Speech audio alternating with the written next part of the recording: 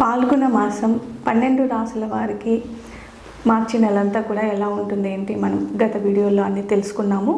ముఖ్యంగా ఈరోజు ధనుసు రాశి వారికి ఎలా ఉంటుంది ఏంటి స్వామి గారి మాటల్లో తెలుసుకుందాము. అంతేకాకుండా ప్రతి ఒక్కరూ కూడా ఈ వీడియో చూస్తున్న వాళ్ళు సబ్స్క్రైబ్ చేసుకోండి. అంతేకాకుండా మీ బంధుమిత్రులకు కూడా షేర్ చేయండి. ఇప్పుడు ఈ ధనుసు రాశి వారి గురించి మనం స్వామి గారి మాటల్లో తెలుసుకుందాం. నమస్కారం స్వామి. అందరికి కూడా శుభాశీస్సులండి. మంచి విషయం అడిగారు.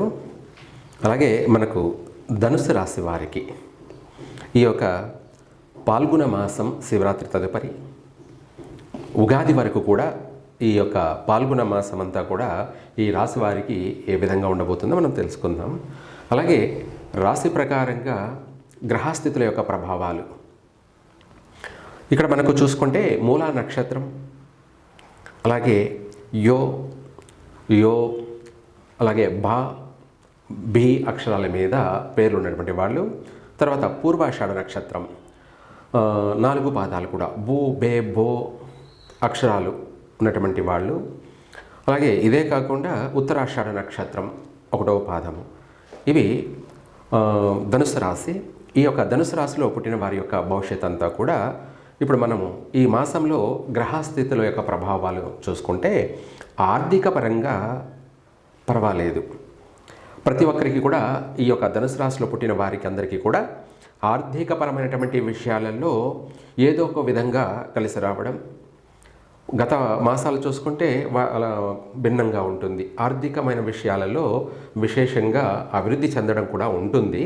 కానీ ఎంత ఆర్థిక పరంగా అయితే అభివృద్ధి చెందుతూ ఉన్నారో అంతే మళ్ళీ అధికమైనటువంటి ఖర్చు కూడా ఎక్కువగానే ఉంది. అంటే మన సంపాదన అలాగే ఖర్చు కూడా అధికంగానే ఉండడం వల్ల ఈ రాశి వారికి కొన్ని విషయాలలో వ్యతిరేకతలు ఉన్నాయి. ఆ వ్యతిరేకతలు ఏమిటి? కుటుంబ సభ్యుల యొక్క విషయాలు కావచ్చు, లేదంటే ఇంకా కూడా బయట వ్యక్తులతో కావచ్చు. ఈ మాసంలో కొంతవరకు ఒడిదుడుకులు, మనస్పర్ధలు, కుటుంబ సభ్యుల మధ్య కూడా కాస్త మనస్పర్ధలు, లేదా నమ్మిన వారి వల్ల మోసపోవడాలు, కాస్త కొత్త పరిచయాల వల్ల జాగ్రత్తగా ఉండడం చాలా మంచిది. తర్వాత విద్యార్థులకు వచ్చేటప్పటికి కాస్త కష్టే పలి. చదువుతారు, బాగానే మంచి తెలివితేటలే ఉన్నాయి, చదువుతారు, కానీ తీరా ఎగ్జామ్కి వచ్చేటప్పటికి కాస్త మర్చిపోయే అవకాశాలు కనపడుతున్నాయి. కానీ ఏది ఏమైనప్పటికీ ఈ రాశి వారికి మధ్యమమైన ఫలితాలు. ఈ ధనుసు రాశి వారికి ఈ యొక్క పాల్గొన మాసం అంతా కూడాను కష్టే పలి. ఒక మాటలో చెప్పాలంటే ప్రతిదీ కూడా కష్టపడితే ప్రతిఫలం ఉంటుంది అన్నది వాస్తవం. ఎందుకంటే గ్రహస్థితి యొక్క ప్రభావాలు ఏంటంటే 3వ ఇంట కానీ లేదంటే 4వ ఇంట కుటుంబ స్థానంలో బుధుడు, రాహువు, కుజుడు, అలాగే సూర్యుడు ప్రారంభంలో కలిసి ఉండడం, తర్వాత మారుతున్నారనుకోండి. ప్రస్తుతం వచ్చేసి ఆ యొక్క గ్రహస్థితుల ప్రభావం 9వ ఇంట కేతు యొక్క ప్రభావం కూడాను కాస్త స్వల్పమైనటువంటి ప్రమాదాలు కలిగే అవకాశాలు ఉన్నాయి. కాబట్టి అటుగా ప్రతిరోజు ప్రతినిత్యం కూడా దేవాలయానికి వెళ్ళి దర్శనం చేసుకోవడం వల్ల ఈ యొక్క సమస్యల నుంచి, రాబోయే ప్రమాదాలు, ఉపద్రవాల నుంచి మీరు బయటపడతారు. ఏది ఏమైనప్పటికీ కూడా దైవ దర్శనం అనేది చాలా ముఖ్యము. తర్వాత ప్రశాంతంగా మీరే స్వయంగా దేవుడి దగ్గర దీపారాధన చేసి, అలాగే పసుపు పూలతో కానీ లేదా తెల్ల పూలతో కానీ ఆ శివారాధన చేసి మీరే స్వయంగా ప్రత్యక్షంగా ఫలహారతినివ్వండి. ఫలహారతి అనగా ఒక కొబ్బరికాయ కొట్టి ఆ కొబ్బరికాయ చిప్పలోనే ఆ యొక్క కర్పూరం వెలిగించి ఆ స్వామి వారికి హారతి ఇవ్వడము, దీన్ని ఫలహారతి అంటారు. ఆ విధంగా మీ కోరికలను స్వామి వారి దగ్గర మొక్కుకోండి, చక్కగా కలిసి వస్తాయి. ఇదే కాకుండా ధనుసు రాశి వారికి వాహన విషయాల్లో కూడా జాగ్రత్తగా వ్యవహరించాలి.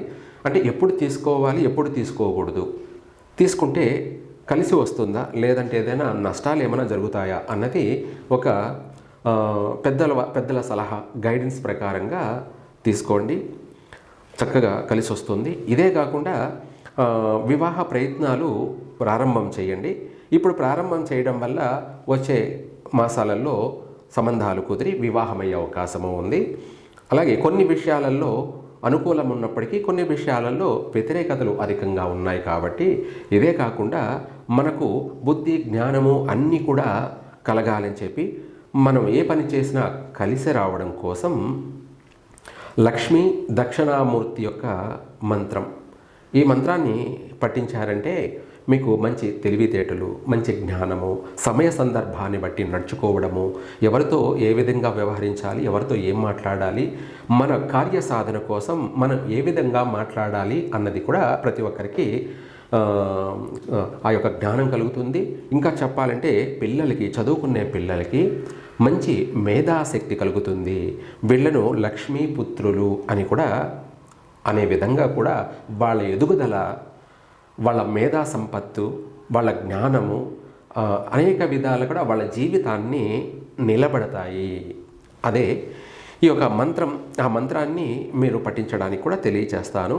ఓం ఐం శ్రీం హ్రీం క్లీం ఓం నమో భగవతే దక్షిణామూర్తియో మహ్యం శ్రియం ప్రజ్ఞాం సర్వకార్యసిద్ధి ప్రయచ్చ ప్రయచ్చ స్వాహ. అనగా ఇవన్నీ కూడా మేధాశక్తిని, జ్ఞానాన్ని, కీర్తి ప్రతిష్టలను, అలాగే ఒక మాటలో చెప్పాలంటే లక్ష్మీ యొక్క ప్రసన్నమని కూడా చెప్పుకోవచ్చు. అందులోనే లక్ష్మీ దక్షిణామూర్తియో నమః ఈ మంత్రం అనేది విశేషమైనటువంటి మంత్రము. ధనుసు రాశి వారి యొక్క జీవితం అభివృద్ధి చెందడానికి అన్ని విధాల కూడా ఉపయోగపడుతుంది. ప్రతి ఒక్కరూ కూడా బాగుండాలి అన్న యొక్క సంకల్పంతో గురువుగా మీకు మంచి మంచి ఒక సలహాలు, మంచి మంత్ర ఉపదేశాన్ని కూడా తెలియచేయడం జరుగుతుంది. సర్వే జన సుఖినో భవంతు. వివరంగా తెలియజేశారు స్వామి. ప్రతి రాశి వారి గురించి కూడా తెలియజేయడం జరుగుతుంది. ఆయా రాశి వారికి మంత్రోపదేశం చేయడం కూడా జరుగుతుంది. మీకు ఏదైనా పర్సనల్గా సమస్య ఉన్నా ఈ కింద నెంబర్లకి సంప్రదించండి.